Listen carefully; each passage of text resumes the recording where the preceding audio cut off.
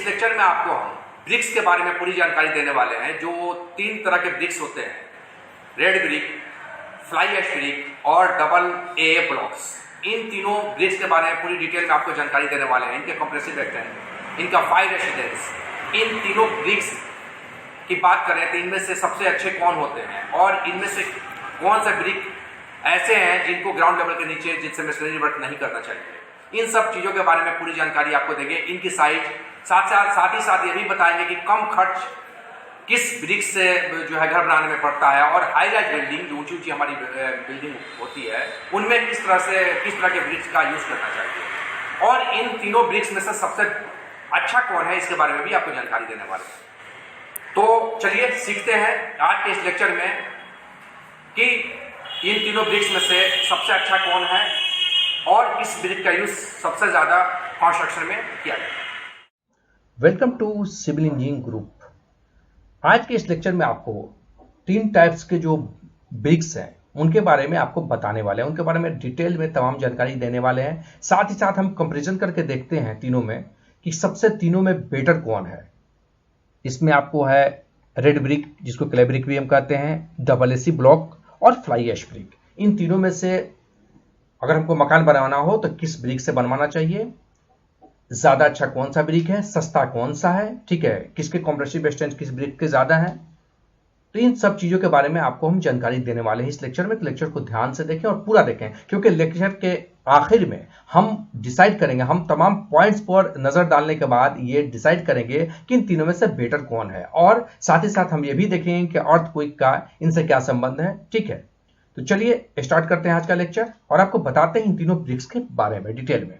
सबसे पहले अगर बात करते हैं डबल एसी ब्लॉक की, ठीक है। डबल एसी ब्लॉक की अगर हम बात करते हैं, जैसा कि आप देख पा रहे हैं, तो इनके 4 साइज अवेलेबल है। डबल एसी ब्लॉक का फुल फॉर्म होता है ऑटोक्लेव एरिएटेड कंक्रीट ब्लॉक।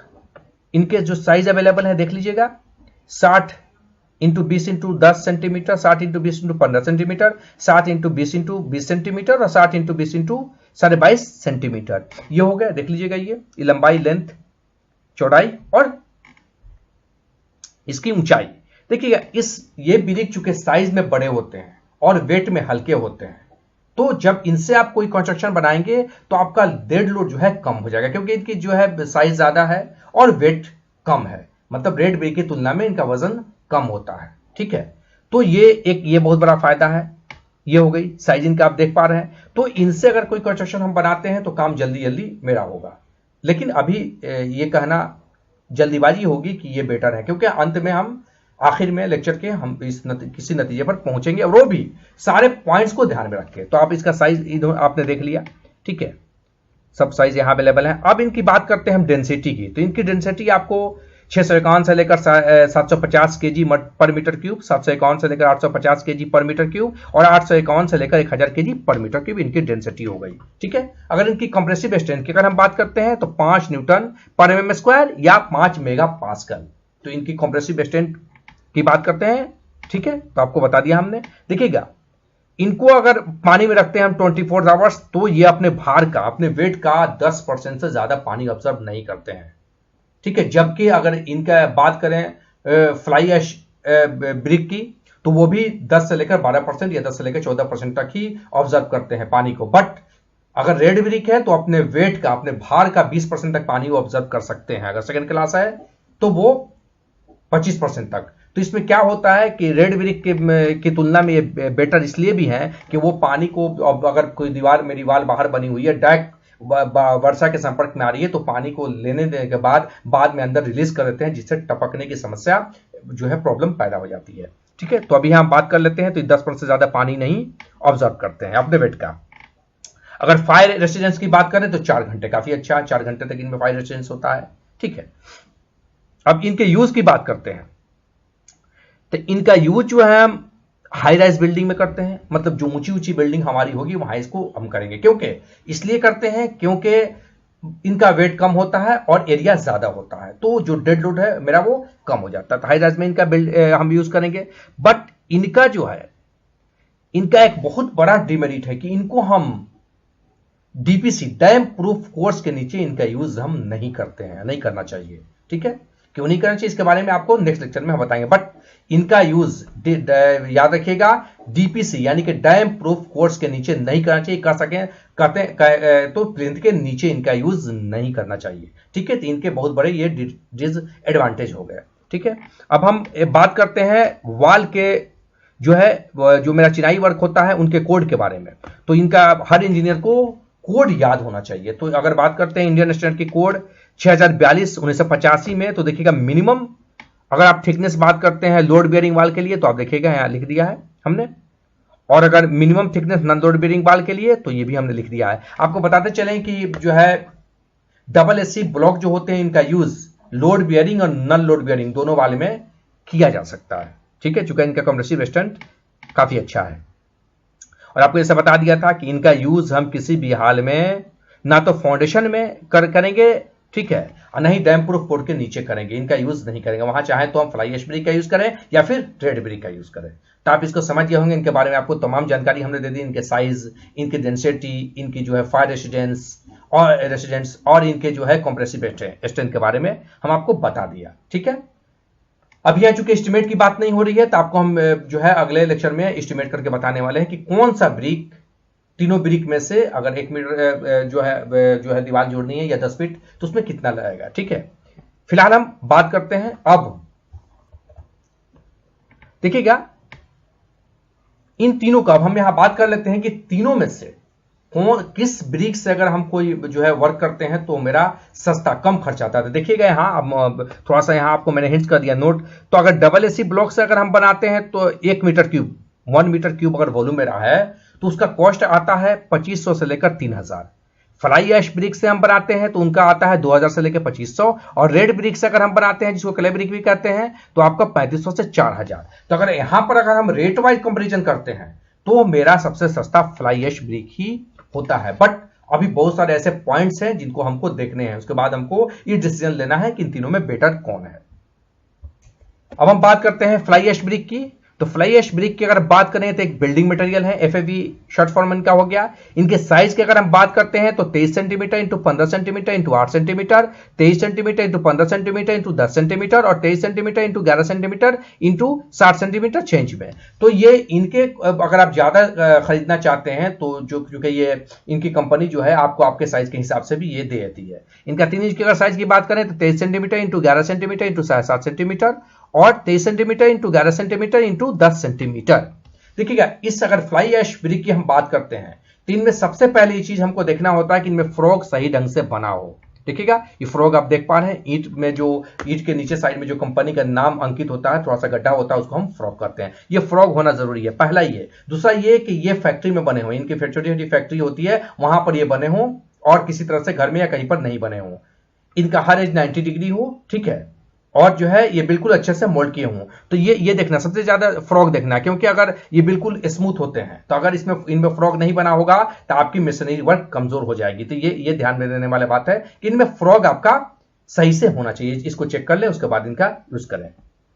देखिएगा इनमें अगर बात करते हैं तो ये लाइट वेट होते हैं। इनकी वजन काफी, अगर रेड ब्रिक की तुलना में बात करें तो इनका वजन कम होता है, ठीक है, और इनका हाई स्ट्रेंथ होता है, ठीक है। अगर ये प्रैक्टिकली अगर हम बात करते हैं तो जो है देखिएगा ट्रांसपोर्ट में का खर्च कम आता है। देखिए होता क्या कि रेड ब्रिक को यानी कि एक उतार के 1 by 1 करके या 2-3 एक साथ करके उतारा जाता है, तो उसमें काफी टाइम लगता है। लेकिन इनको हम एक बार ही उतार सकते हैं, तो इनमें ट्रांसपोर्टेशन का जो चार्ज है वो आपको कम हो जाता है, ठीक है। देखिएगा due to uniform size of bricks mortar required for joints and plaster reduce almost by 50%। तो चूंकि अगर हम बात करें चिनाई वर्क की तो अगर हम रेड ब्रिक से कोई वाल अगर चिनाई करते हैं तो उनमें अगर 2 बैग सीमेंट लगता है तो इनमें 1 बैग लगेगा, और फ्लाई ऐश में भी आपको फ्लाई ऐश में भी 1 बैग लगेगा, और अगर हम डबल एसी ब्लॉक की बात करते हैं तो उसमें भी 1 बैग लगेगा। तो ये प्लास्टर वर्क हो या मेरा चिनाई मशीनरी वर्क हो, दोनों में आपको मोटार रेशियो जो है कम लगते हैं। लेकिन इनमें क्या है कि अगर आप जो है फ्लाई ऐश ब्रिक से अगर आप कोई चिनाई करवाए हो या फिर आप जो है डबल एसी ब्लॉक से कोई चिनाई करवाए हो तो ध्यान रखना है कि इस तरह के ग्रुप बने होने चाहिए दोनों साइड में। अगर ये आप ग्रोव नहीं बनवाते हैं तो इन पर प्लास्टर नहीं होगा। प्लास्टर आप कीजिएगा तो गिर जाएगा या फिर बहुत जल्द क्रैक हो जाएगा। तो इनमें इस बात को याद रखना चाहिए कि ये चूंकि स्मूथ इनका एज होता है, बिल्कुल मतलब रेड ब्रिक की तुलना में बिल्कुल स्मूथ होते हैं, तो इनमें ये ग्रोव बना होना बहुत ही जरूरी है। देखिए जब आप कंस्ट्रक्शन बनाते हैं तो छोटी छोटी बातों को ध्यान में रखना चाहिए, क्योंकि कंस्ट्रक्शन बार बार कोई भी घर कोई बार बार नहीं बनाता है।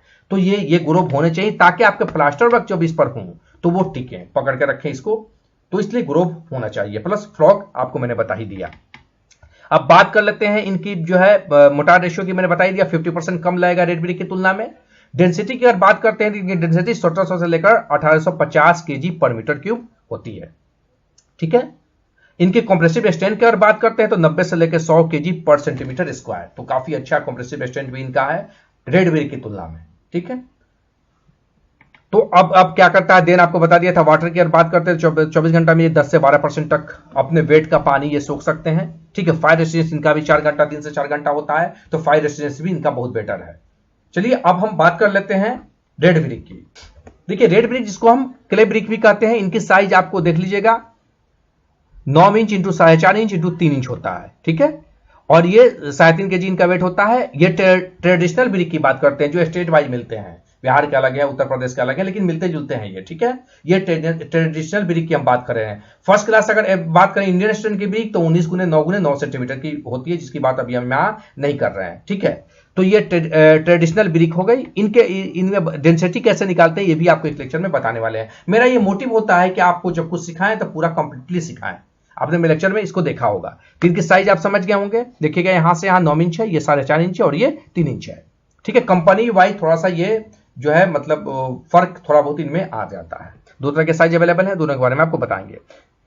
कंप्रेसिव स्ट्रेंथ इनकी बात करें तो 3.5 न्यूटन पर mm स्क्वायर इनका होता है, जबकि जो है फ्लाई ऐश ब्रिक की बात करें तो उनका 5 न्यूटन पर mm स्क्वायर होता है। और जो है अगर आपको बात करते हैं डबल एसी ब्लॉक की तो उनका भी लगभग 5 न्यूटन पर mm स्क्वायर होता है।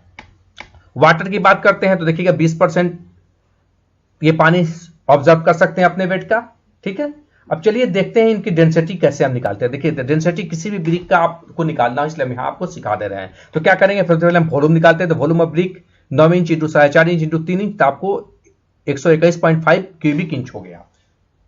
इस क्यूबिक इंच को हम क्या करेंगे, क्यूबिक मीटर में चेंज करेंगे। तो इसके लिए हम क्या करेंगे, 0.00016 से इसको मल्टीप्लाई किया तो ये क्यूबिक मीटर में चला गया।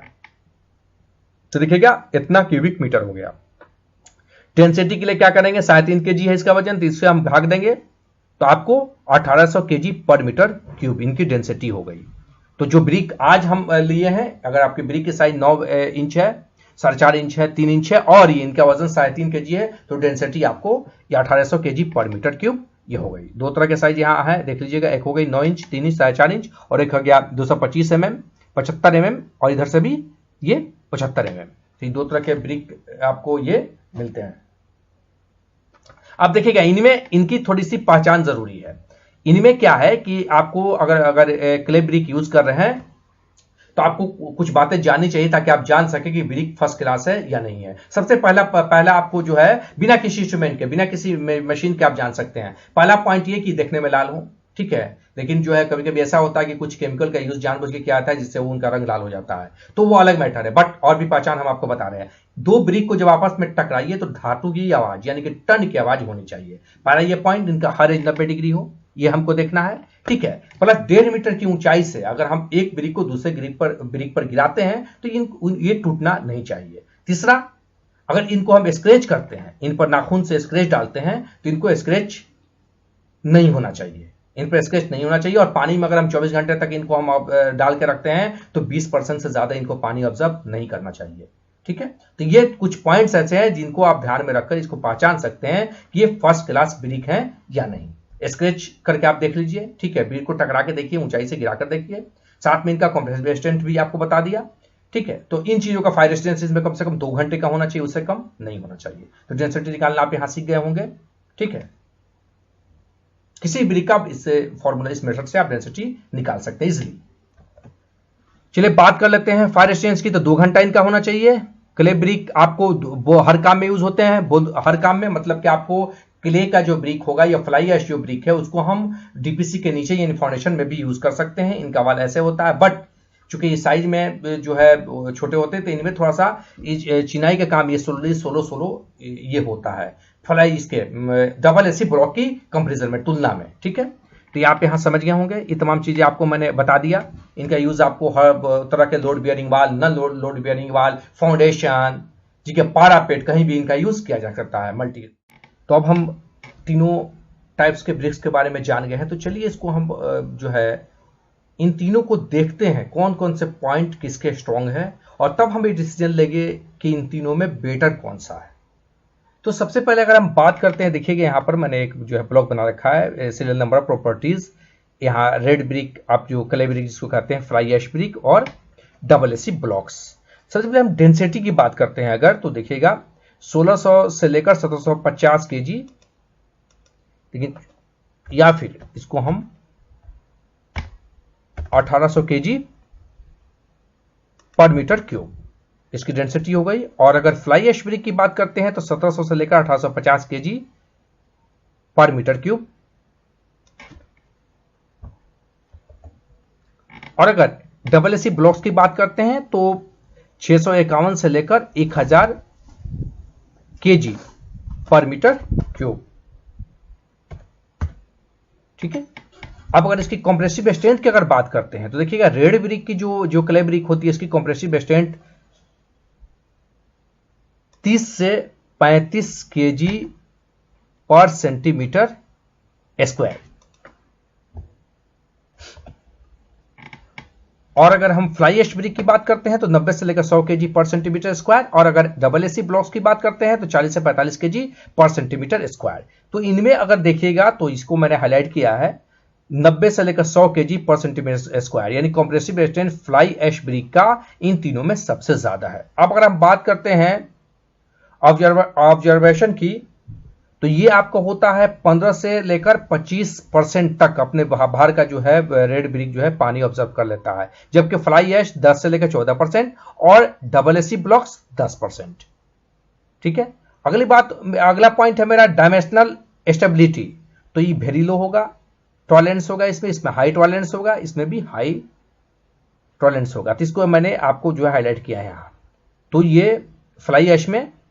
ठीक है, अगला मेरा जो पॉइंट है साउंड ऑब्जर्वेशन की अगर बात करते हैं तो 50 dB फॉर 230 mm थिक वाल के लिए 50 mm आपको ये है। उसी तरह इसका जो है अगर बात करते हैं फ्लाई ऐश की तो 42 dB फॉर 200 mm थिक वाल। ठीक है, और 42 dB अप्रोक्स आपको 200 mm वाल के लिए, थिक वाल के लिए आपका एसी ब्लॉक्स का भी होता है। तो लगभग फ्लाई ऐश और एसी ब्लॉक का लगभग बराबर है। अगर हम बात करते हैं फायर रेसिस्टेंस की तो आप देखेंगे 2 घंटा, यानी कि रेड ब्रिक का जो फायर रेसिस्टेंस 2 घंटा होता है, जबकि फ्लाई ऐश का 4 घंटा और डबल एसी ब्लॉक्स का भी 4 घंटा। तो ये इसको जब हम ये तमाम चीजों को ध्यान में रखते हैं तो एक चीजों को आपने यहां देखिएगा कि इसमें डबल एसी ब्लॉक्स की एक सबसे बड़ा डिसएडवांटेज ये होता है कि इसको हम प्लिंथ के नीचे यानी डीपीसी के नीचे नहीं यूज करते हैं। ठीक है, इसका एडवांटेज हो गया। बट फ्लाई ऐश मेरा जो ब्रिक है इनमें इसको हम डीपीसी के नीचे भी यूज कर सकते हैं, फाउंडेशन में भी यूज कर सकते हैं, पैरापेट पे भी, टोटल इसको यूज हम कहीं भी कर सकते हैं। तो इन तीनों को कंपेरिजन जब करते हैं तो ये सबसे अच्छा हमको फ्लाई ऐश ब्रिक होता है। और एक और बात है, रेड ब्रिक की तुलना में फ्लाई जो है ऐश ब्रिक है या फिर डबल एसी ब्लॉक्स है, ये वेस्टेज कम है इनमें। इनको चूंकि शायद एकदम शेप में अवेलेबल होते हैं तो इनको वेस्टेज इनमें नहीं होता है। प्लस प्लम्बिंग का अगर काम करवाना है आपको बाद में, या फिर एसी भी जो है आपको एसी जो होता है इलेक्ट्रिक आपका पूरा फिटिंग करवाना, तो उसके लिए इसमें कट करना हार्ड होता है। रेड ब्रिक को कट करना हार्ड होता है, बट फ्लाई ऐश को या डबल एसी ब्लॉक्स को कट करना इजी होता है। तो बाद में इसमें ब्रिक्स पर ज्यादा प्रॉब्लम नहीं करते हैं। बट ये कहेंगे तो देखिएगा ब्रिक तो टूट तक जाते हैं उसको अगर काटते हैं तो, और वेस्टेज भी इनमें ज्यादा होते हैं। ठीक है, और अगर रह गई भूकंप की बात, तो अगर आप इंडियन स्टैंडर्ड के जो है मानक को फॉलो करते हैं और इंजीनियर की देख रेख के अपने कंस्ट्रक्शन को आप बनाते हैं, तो फ्लाई ऐश ब्रिक से भी अगर अपने कंस्ट्रक्शन को आप बना रहे हैं, चाहे लोड बेयरिंग वाल हो या नॉन लोड बेयरिंग वाल हो, अगर उसका फाउंडेशन सही हो, उसमें सरिया सही से लगा हो, ठीक है, मतलब जो मानक हो उसके अकॉर्डिंग, तो 7.5 रिक्टर पैमाने तक ये भूकंप को ऑब्जर्व करने की प्रॉब्लम है। इससे ये ना तो इनकी वाल गिरेगी, नहीं इनको कोई प्रॉब्लम होगा, नहीं ये क्रेक होंगे, ठीक है। लेकिन याद रहे कि जो है इंडियन स्टैंडर्ड के रूल्स को फॉलो करेंगे तब। तो कुल मिला के हम अब इस नतीजे पर पहुंचे हैं, आप जैसा कि देख पा रहे हैं यहां पर, कि इन तीनों जो मेरे ब्रिक्स थे, इनमें सबसे बेटर अगर कोई है तो फ्लाई ऐश ब्रिक है। तो आपके मन में अगर कोई प्रॉब्लम पहले से दिमाग में सवाल चल रहा था कि फ्लाई ऐश ब्रिक से हम घर बनाएं या नहीं बनाएं, चूंकि घर बार बार नहीं बनता है, तो ये शंका आपके मन से निकल जाना चाहिए और इजिली आप फ्लाई ऐश ब्रिक का यूज कंस्ट्रक्शन में कर सकते हैं, अपने मकान बनाने के लिए कर सकते हैं, ठीक है। इनका कंप्रेसिव रेजिस्टेंस भी अच्छा है, इनका फायर रेजिस्टेंस भी अच्छा है, तो इनका जो है ऑब्जर्वेशन भी अच्छा है। तो कहीं ना कहीं ये इन तीनों में अगर बात करते हैं तो सबसे पुराने तो आपको रेड ब्रिक हैं, ये तो अभी नए आए हैं, लेकिन इसको एसी ब्लॉक्स भी आपको सही है, बट इनका यूज चूंकि प्लिंथ के नीचे नहीं किया जाता है, तो आप चाहें तो इसको प्लिंथ के नीचे यूज करें, उसके ऊपर आप डबल एसी ब्लॉक को यूज कर सकते हैं। तो सबसे बेटर मेरी नजर में तमाम रिजल्ट्स आपके सामने हैं, ये आपको मैंने दे दिए हैं। डबल एसी जो है ब्लॉक्स और रेड ब्रिक, क्ले ब्रिक जिसको कहते हैं, और फ्लाई ऐश ब्रिक, तो इसमें सबसे बेटर है फ्लाई ऐश ब्रिक। आप इससे कंस्ट्रक्शन कर सकते हैं, ये सस्ता है, ड्यूरेबल है, आपको जो है आपके जो है जब चिनाई वर्क करते हैं तो मोटार आपका कम लगता है, इसमें वेस्टेज नहीं होते हैं, ट्रांसपोर्टेशन का खर्च बचता है इन दोनों में ही, तो आप इनका यूज इजिली कर सकते हैं। तो आई होप कि आप इसको अच्छे से समझ गए होंगे। शिकायत या सुझाव के लिए आप मुझे कमेंट कर सकते हैं। तो मिलते हैं अगले लेक्चर में।